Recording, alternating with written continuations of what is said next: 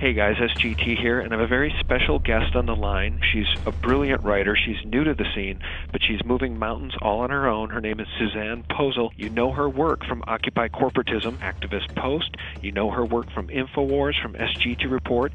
Everybody is picking up Suzanne's material. Suzanne, welcome. Thank you for having me. Suzanne, you're really a great writer. I really have to give you kudos on your Thank research, you. your hyperlinks, your vetting, your information, and that's why everybody is picking up your articles, because they're very, very detailed, but you're talking about some very scary things. We do that too here at SGT Report. I talk to a lot of smart people.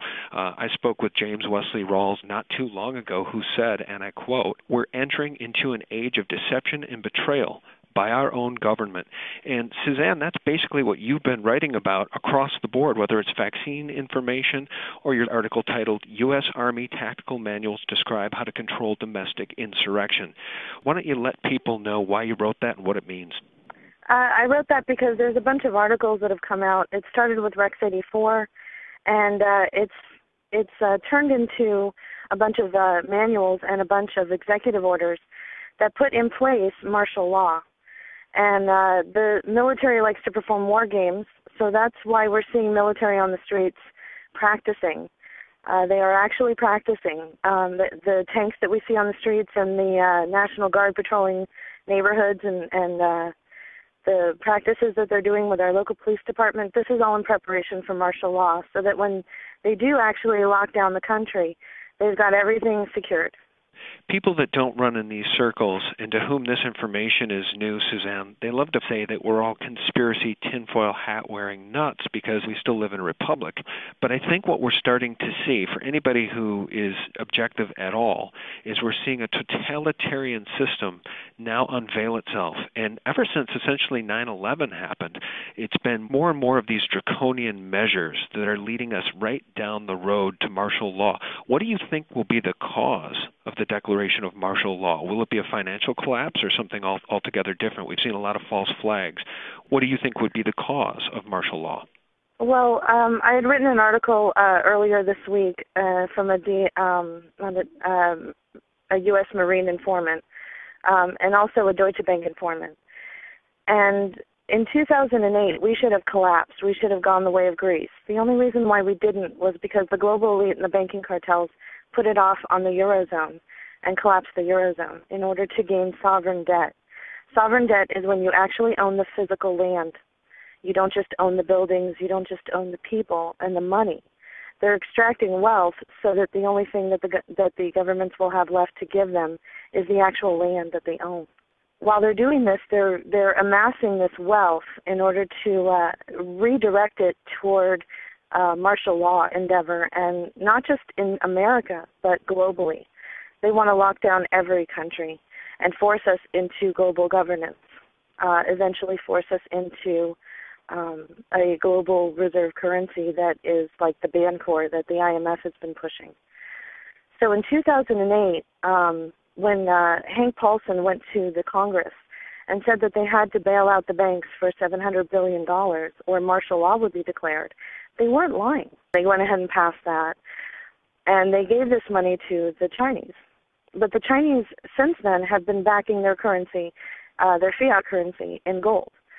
And China's been doing this, India's been doing this, and Russia's been doing this. Okay, so this is just to confirm that I'm here trying to make a mortgage payment in cash. I have $1,380 sitting in front of me for a $1,371 mortgage payment, and Bank of America is rejecting a cash payment of my mortgage. Sir, here in Lakeport, California. Is that correct? So you need to turn that off. Is that correct? You need to turn that off, sir. This is what I've just been told. Bank of America has just refused to accept my mortgage payment in cash and is insisting on a kind of a wire transfer.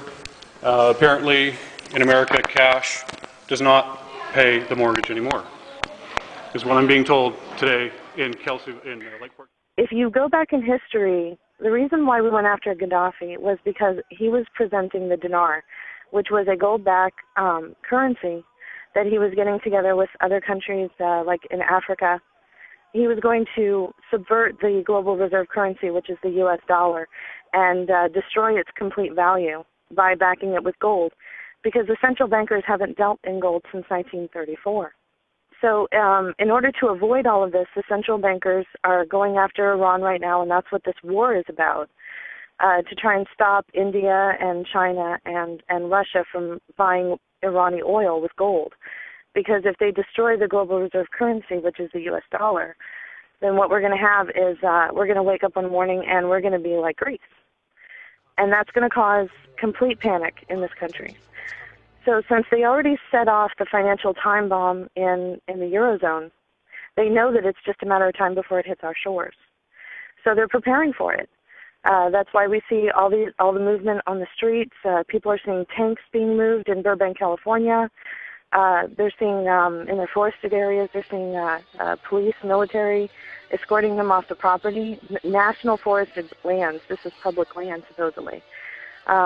By the way, it's owned by UNESCO, and it's a World Heritage Site, so it's actually owned by the UN. But anyway, people are seeing military on their streets. In Anaheim, California, they announced that because of the protest, it was a state of emergency, which I feel is a code word for martial law. I think they're trying to beta test to see if they can go ahead and lock down the country by doing it incrementally through different stages, causing problems, problem, reaction, solution, causing problems in cities, and then go ahead and locking it down and seeing how it works, kind of like a war game. One thing I forgot to mention was through the Deutsche Bank informant, I was alerted to the idea that they're going to possibly create like an internet virus that would attack the banking system, like they're using Flame and Susnet. And there's a new cousin of these two that is going around Iran. Mm-hmm. And what they would do was, on a Friday afternoon, they would say, well, we have to shut down the banking system because there's a virus in all the banks. You won't be able to use your ATMs over the weekend, but on Monday morning you'll be fine. Well, if you hear of anything like that, you have 72 hours before they roll out martial law. So wait a minute, Suzanne, you're saying that if you see anything like that in the news media or otherwise, you have 72 hours? Why don't you repeat that, help people understand what that means? When they're going to roll out martial law, they think that when the financial collapse hits the shores of the United States, they have 72 hours. So with my Deutsche Bank informant and talks with other people in the alternative media, my contacts, I just think that it's possible that a scenario like this, I'm not saying that this will happen, but a scenario like this, and it would give you something to look for, a little red flag to look for.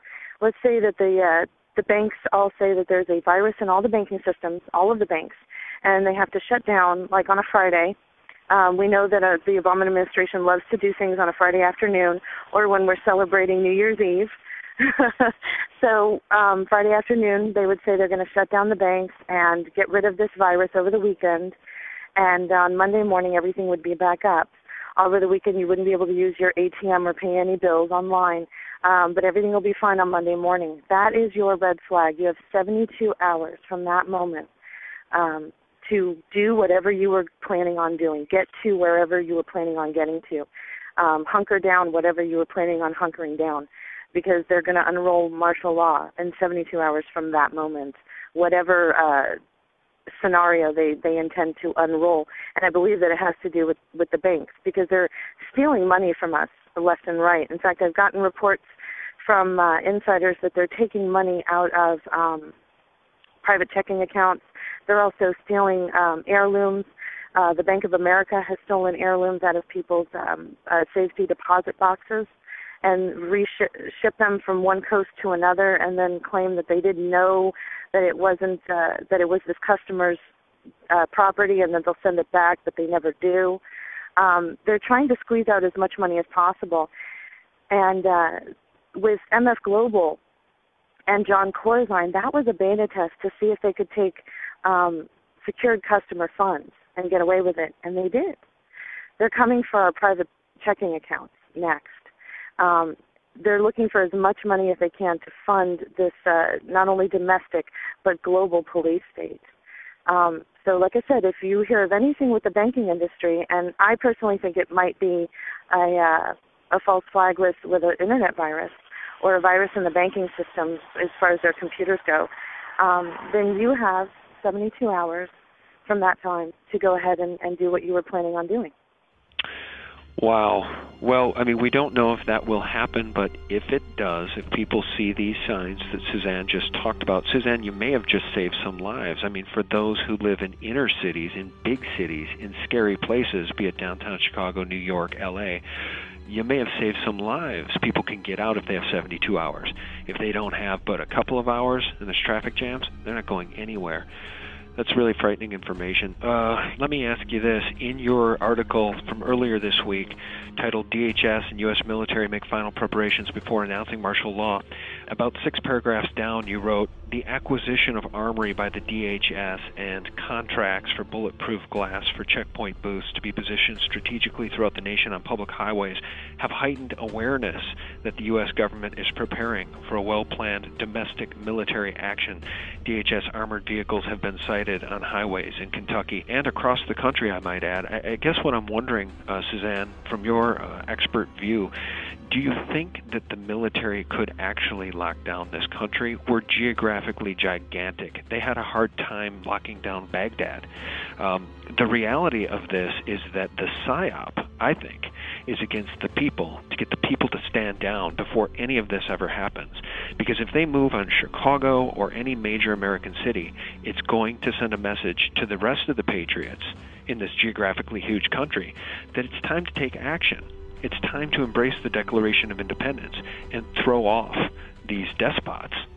What do you make of what I'm saying here? What do you think the reality is of them being able to lock down this country in any sort of martial law capacity? I agree with you that it's going to be difficult, and that's why they've done beta testing. The NATO summit, we saw that they were trying to do that there as well. They've allocated foreign troops. They've been training with the Polish army and the Russian army. The Russian army has shown up in Colorado. There have been reports that the Russian army have been starting the fires. And the reports that I got, that I put in that article that you just mentioned, the fires were started right in front of areas that were militarily secured. So it's my understanding that they might have been starting the fires to try and get people out of the way, get people moved out of the way so they wouldn't see what they're doing. DHS has contracted independent contractors to cover up the holes for the underground bases that they're building. So their use of foreign troops, which goes right back to Rex 84, back in the early 80s, I don't think they're going to have a problem. They're going to bring NATO forces onto the streets and to work with them, and that doubles or triples their military capacity. I think they're going to definitely try this. I think they're going to use foreign troops along with them. The foreign troops also serve 2 purposes. They're extra security, and also if something does happen, well, they can blame it on the foreign troops. You know, they can say, oh my God, the Polish army was here. Oh, the Russians were doing this. We should go and get the Russians now.